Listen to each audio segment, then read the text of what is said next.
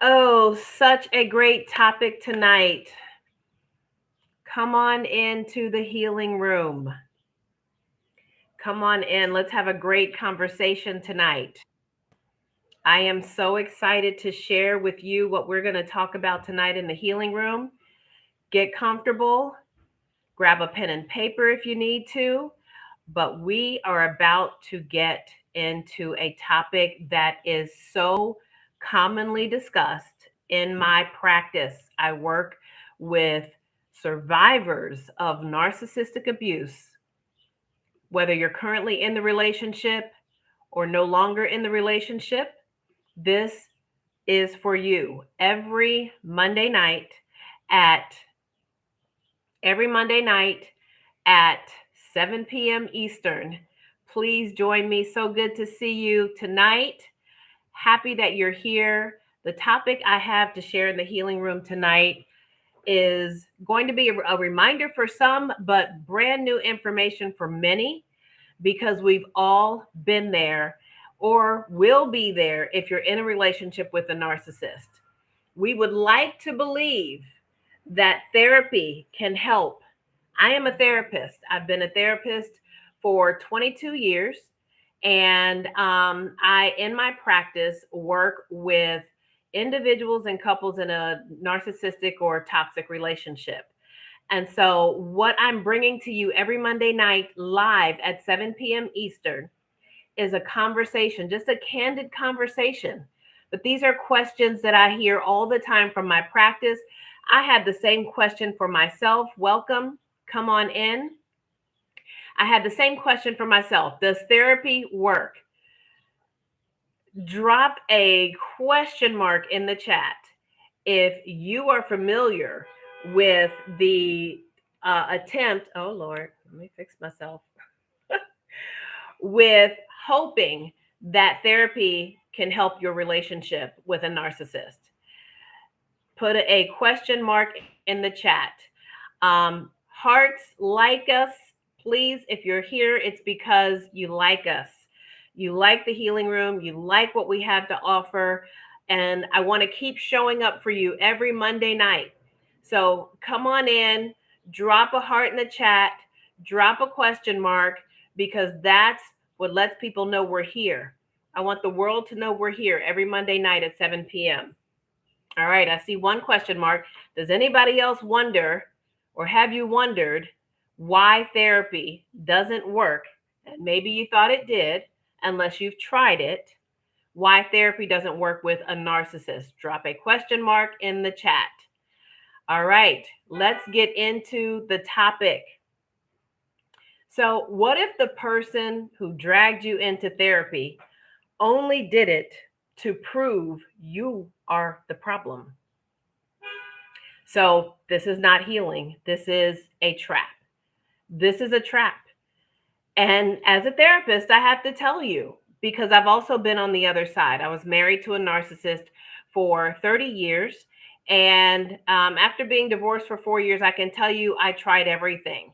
I tried talking. I tried pleading. I tried all those effective communication skills, the I statements, the being clear about my boundaries. These are things that, as a therapist, this is what we talk about in therapy and couples therapy and individual therapy. It's all about how you communicate. So thank you for the question marks. That means you are curious to know, why am I saying, as a therapist, that therapy does not work with a narcissist? So tonight I'm pulling back the curtain on what really happens when narcissists enter the therapy room, and why traditional couples counseling can actually hurt you.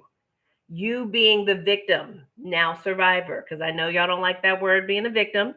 You're not a victim if you're here. You're not a victim if you understand, if you're learning, if you're gaining knowledge. Knowledge is the key. So, this knowledge I'm dropping on you tonight is about why therapy with a narcissist does not work. Okay, so number one, why do narcissists initiate therapy? If you have been in a relationship with a narcissist and they're the ones who are saying we need to do therapy. I want to tell you why. They love the optics of appearing like the reasonable one. They'll be in therapy saying, see what I have to deal with? Those are the exact words of my ex narcissist. We actually attempted couples counseling, which was what I recommended as a last ditch attempt at healing our relationship before our divorce. And so, of course, as a therapist, I'm thinking this is going to help. And I didn't know that I was actually putting myself in harm's way. And I found out the hard way. So if you have been in therapy with a narcissist, then you know exactly what I'm talking about. But if you haven't, please listen up. I am sharing with you why therapy with a narcissist does not work. So, number one, they will initiate therapy only because they want to be appearing as the reasonable one. And in my experience, that is exactly what happened because I thought it was an opportunity for me to be heard, to be validated, to get help in mediating this conversation so that I could feel that I had some control over the situation. Okay. And, oh, good question. Why doesn't the narcissist see? I'm sorry, let me rephrase that. Why doesn't the therapist see through the narcissist? Oh, that's such a good question. And we are going to get to that. Thank you for asking that question. Okay. So, first, let me tell you in answer to that question, like all of this is the answer to that question as well. But I will sidebar and say that if you do go to therapy with your narcissist, or even individual therapy, and you know you're in a relationship with a narcissist, you must quiz the therapist and ask them, are they familiar with narcissism? Are they familiar with narcissistic abuse? Because if they are, then they will look for the signs, and they're not always clearly visible. Okay, so that's something that the therapist, number one, has to be educated and skilled in, but number two, it's not foolproof for all therapists.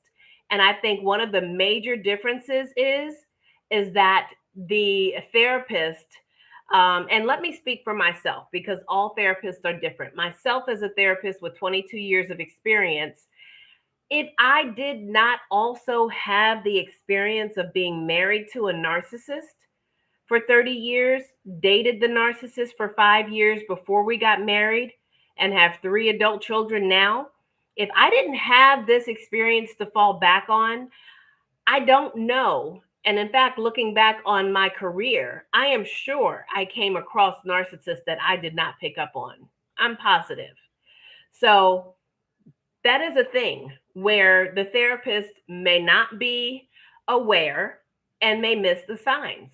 So the other reason why a narcissist would initiate therapy is because it's a space for them to perform, not to grow.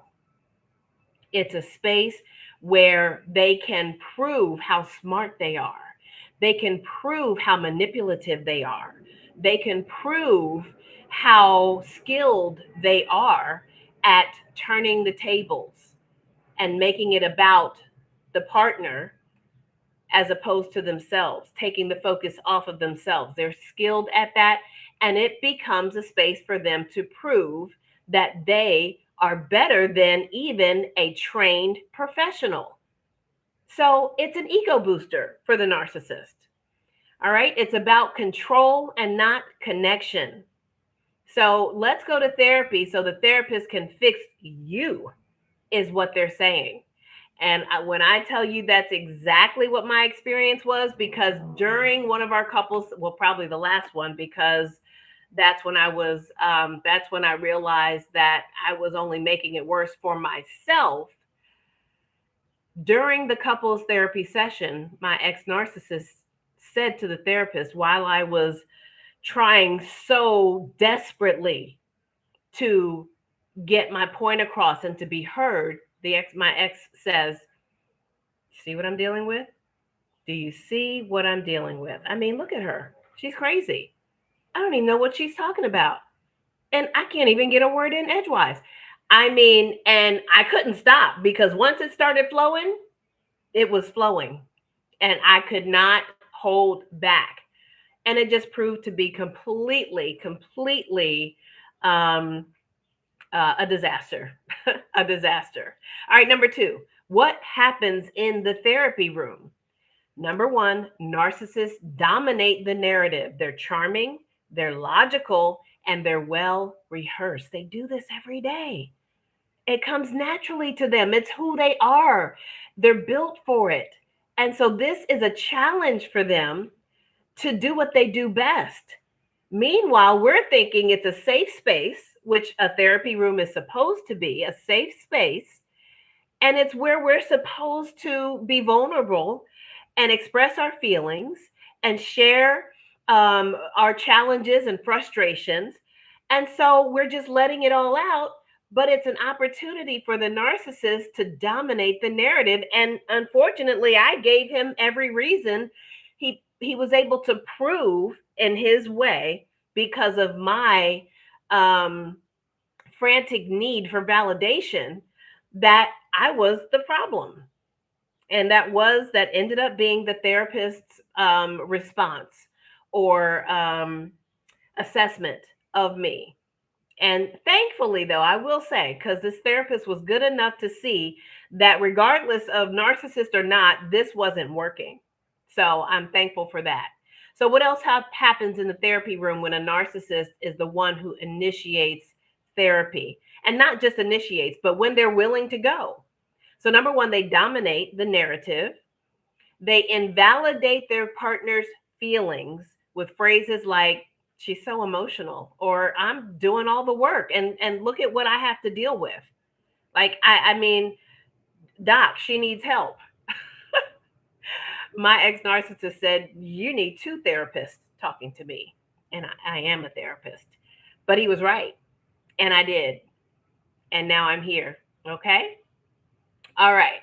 So, next, they use the therapist as a proxy to reinforce their superiority. They use a therapist as a proxy to reinforce their superiority. That is their entire goal, is to be superior, even over the therapist, but at least to align with the therapist. So what their goal is to get the therapist on their side. So to actually reverse and become the victim, and their partner becomes the offender. If you're not familiar with Darvo, please stay in touch with me because I'm creating a Darvo masterclass and an entire program to help you spot Darvo. Okay. So the other thing that happens in the therapy room in couples therapy with a narcissist, the victim is left confused, doubting themselves, even in therapy, a place that should feel safe. So let me give you a real life example. Real life example. I'm going to hold all confidentiality, but this is a real life example. So in a recent session, the husband is the one who initiated therapy, but I realized that he did not want to change. And instead, he wanted confirmation that his wife was the problem. He said, every time she shares a need or pain, not she said, what happened in the session is that every time the partner, the wife, shared a need or pain about something, the husband, the narcissist that I suspect, deflected, dismissed, or minimized. His image as the provider was more important than the relationship. And the wife was treated like a dependent and not a partner. So this wasn't therapy. This was emotional warfare in a controlled environment. And I just say that with all sincerity, again, because that was my experience. It was emotional warfare in a controlled environment. So, why therapy with a narcissist fails? Number one, therapy requires accountability. Narcissists avoid it at all costs. We see that in our experience. If you're in a relationship with a narcissist or you have a history of such, we see that in a relationship with a narcissist, they avoid accountability. They do that in therapy as well. Secondly, therapy requires empathy. Narcissists weaponize it or mimic it, but they don't embody it. Okay, so thank you for this comment. My narcissist told our therapist he wanted a partner, not a dependent. Beautiful, because that is manipulation at its best, is because that is, in fact, how we are seen and treated at times, as a dependent and not an individual. We want to be partners, but what does partnership require? Guys, partnership requires equal accountability and empathy, which a narcissist does not have. So, therapy also requires mutual vulnerability. Narcissists see vulnerability as weakness, not connection. You will not see a narcissist willingly become vulnerable unless they are mimicking it, unless they are weaponizing it. And that is also what I've seen in therapy, is a narcissist will present as vulnerable. They will cry in therapy because they want to elicit my empathy for them, which takes the focus away from what their partner, the victim, is trying to express, or what their needs are. So they become the victim. Lastly, the narcissist is there to win. Period. The narcissist wants to win, not grow. And so, thank you. They use everything that they are told in trust against you. Very good. I love that comment. Thank you for sharing that. Absolutely. Our vulnerabilities are used against us with a narcissist. The same thing happens in the therapy room. Drop your hearts if this topic is resonating with you. I love your comments. The more comments and the more likes that we get, the more people will know that we're here. And I want to provide this information for as many people as possible. Okay, so what is the impact on you, the survivor, in therapy? If you participate in couples therapy with a narcissist, and listen, I'm not discouraging it. I am revealing the truth about it as a therapist.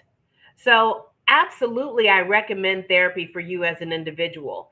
If you choose, which I did, because we all see it at some point as a last resort.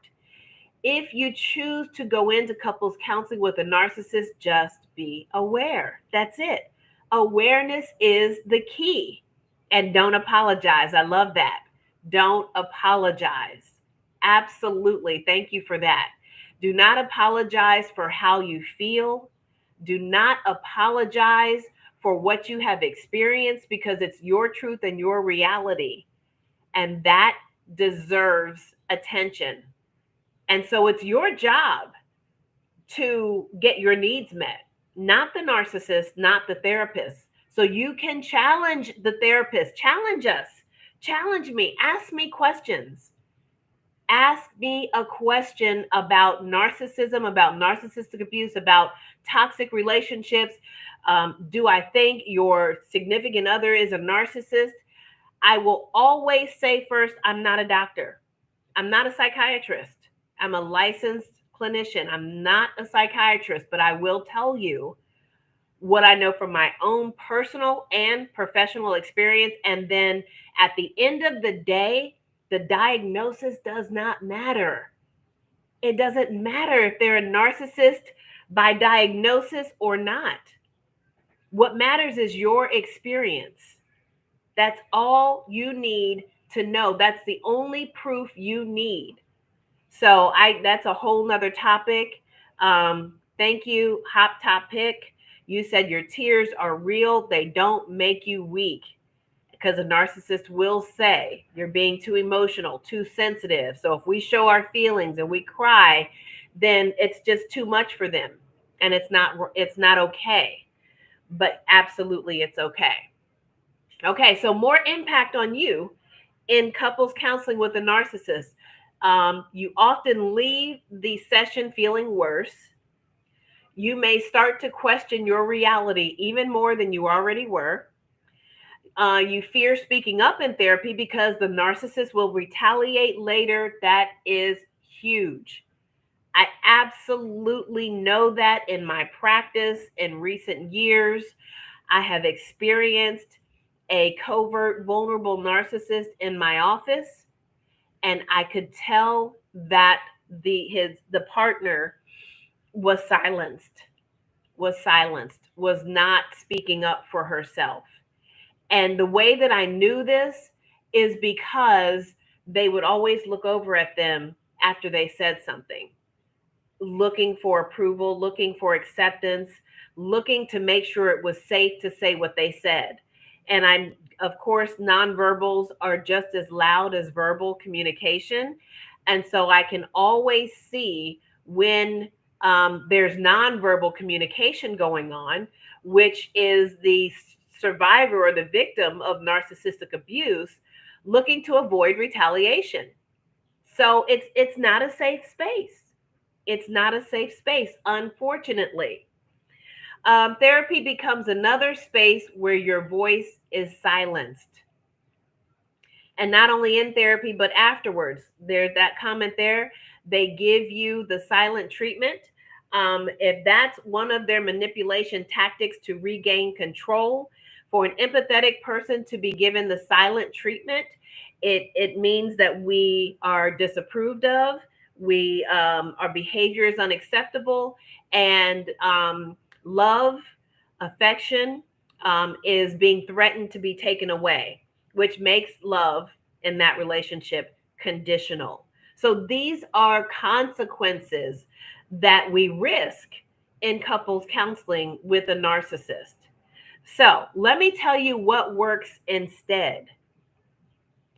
Number one, individual therapy for the survivor, because we have to get a hold of ourselves first, our own reality.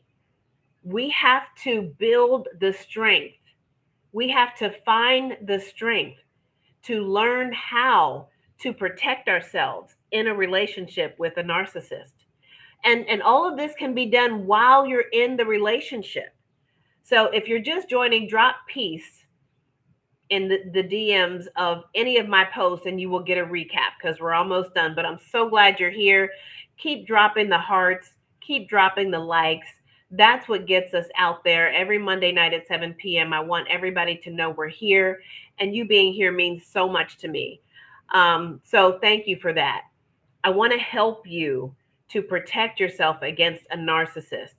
And when we're trying to save our marriage, our relationship, of course, naturally, we seek help of an objective professional who can help to navigate, to mediate these conversations that we've tried and failed over and over again on our own.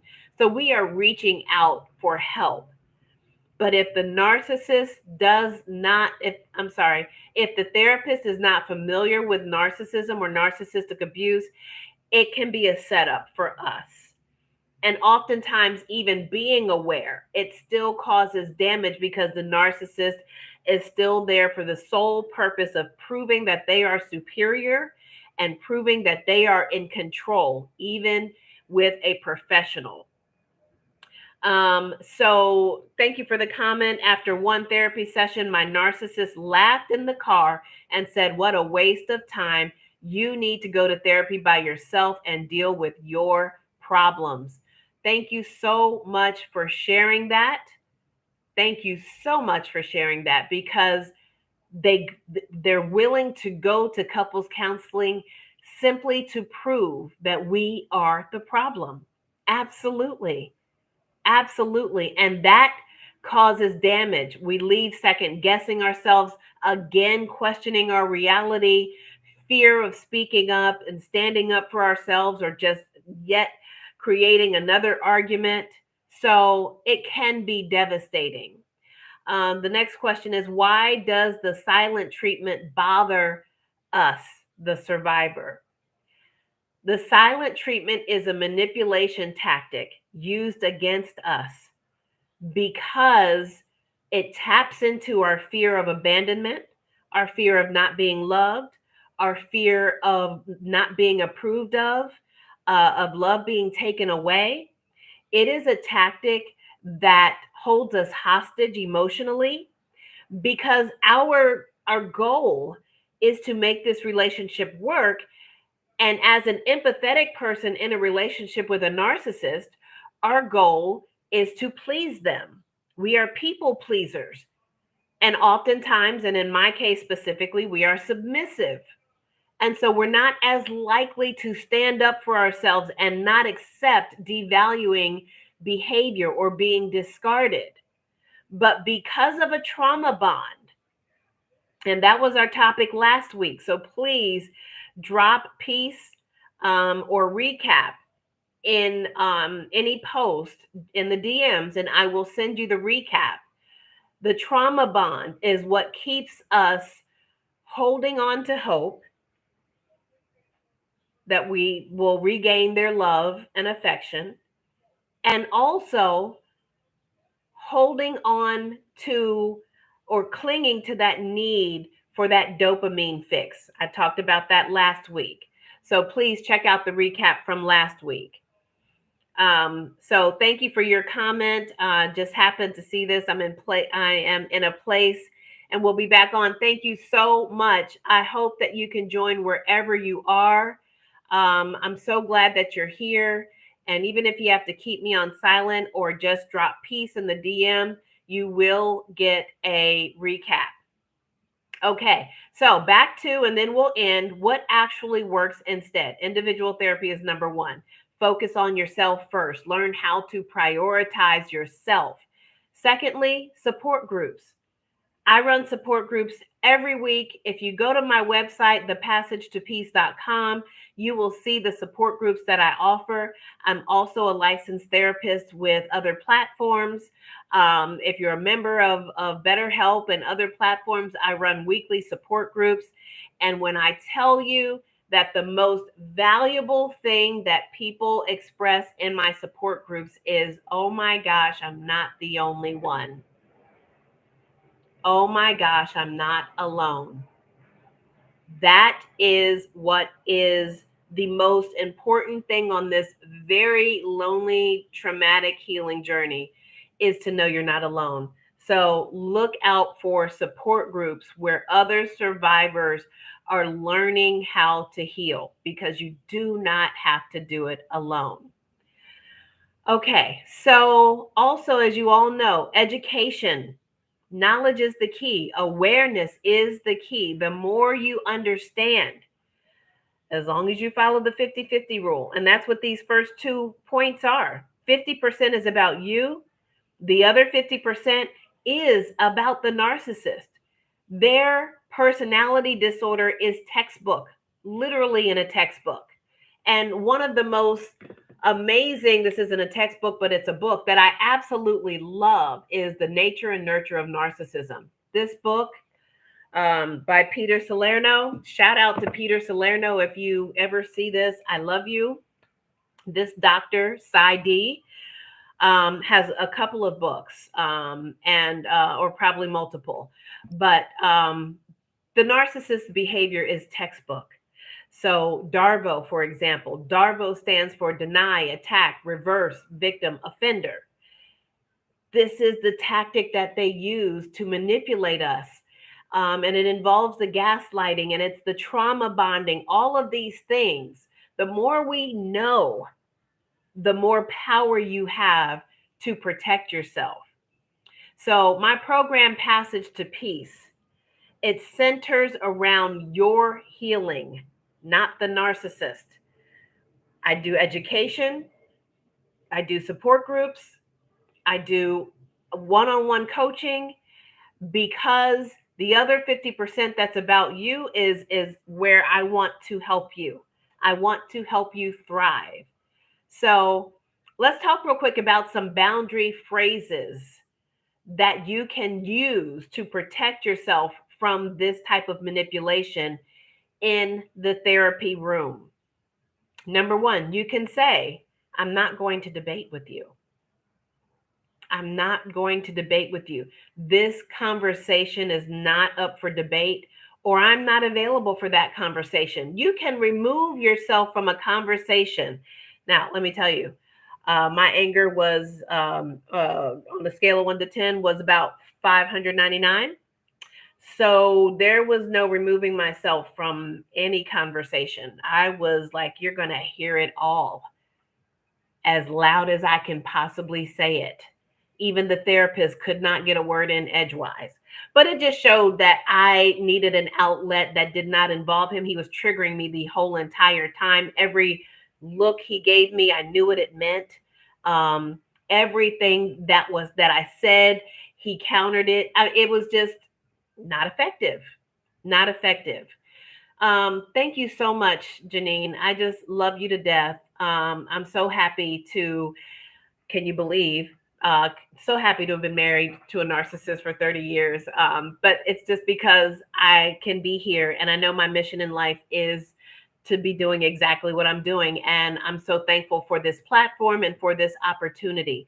So protect yourself, protect your peace, protect your peace. You can say, I'm not responsible for how you feel about my feelings.